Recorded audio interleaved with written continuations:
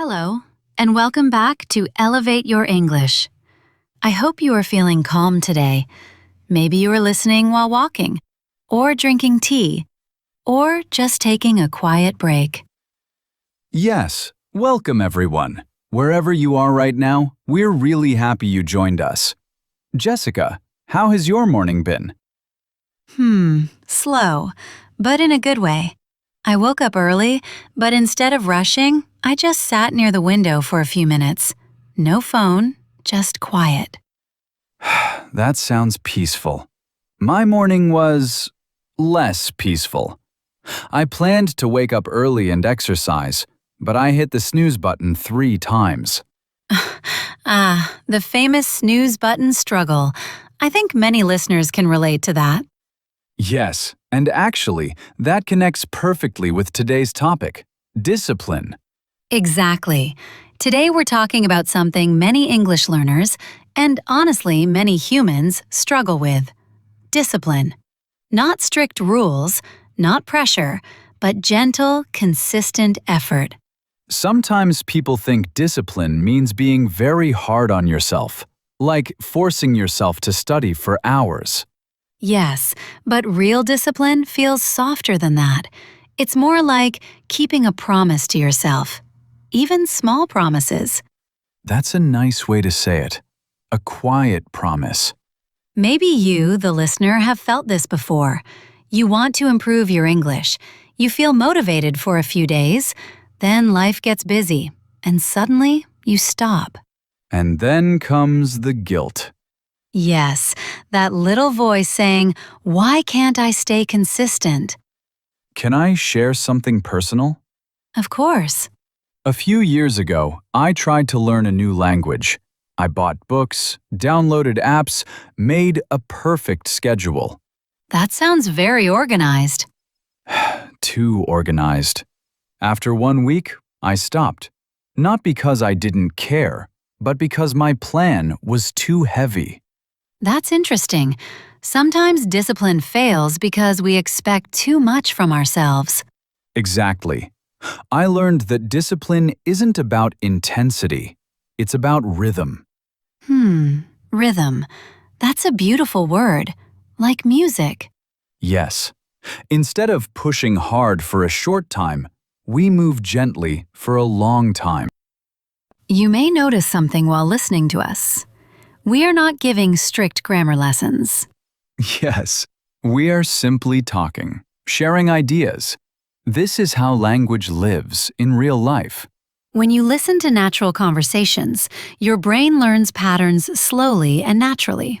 For example, when I said I hit the snooze button, that is a common expression. It means you delayed waking up by pressing the alarm again. Exactly. Small phrases like this build real fluency. Imagine this situation. You come home from work. You feel tired. You plan to study English, but your energy is low. What usually happens? Maybe you open social media. 10 minutes become 1 hour.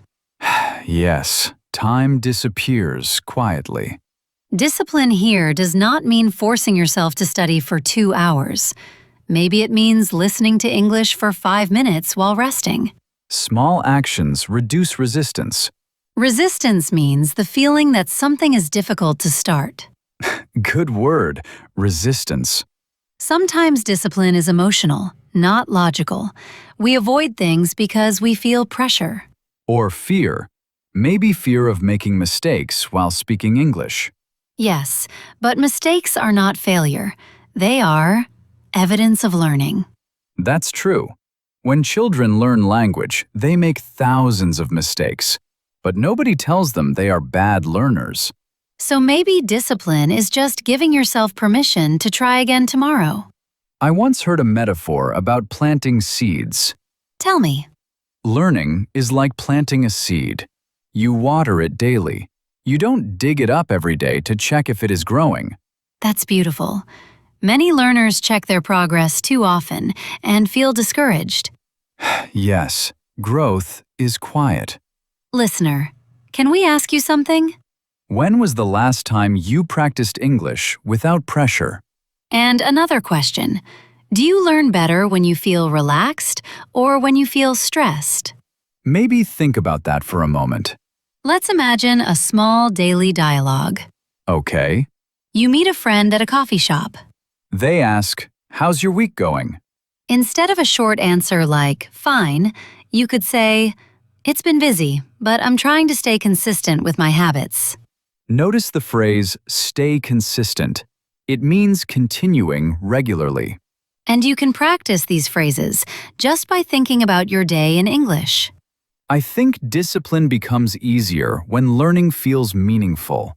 Yes, if you connect English with real emotions, real conversations, it becomes part of your life. Not a task, but a companion. Before we finish, let's explore a few words we use today. First, rhythm. Rhythm means a natural pattern or flow that repeats regularly. Second, resistance. Resistance is the feeling that something is hard to start or uncomfortable. Third, consistent. Consistent means doing something regularly over time. And one more, permission. Giving yourself permission means allowing yourself without guilt. Maybe discipline is not about becoming perfect. Maybe it's about returning, again and again, even after pauses. Like coming back to a quiet conversation. And today, you showed discipline simply by listening. Thank you for spending this time with us here on Elevate Your English. Take a slow breath, be kind to yourself, and we will talk again soon.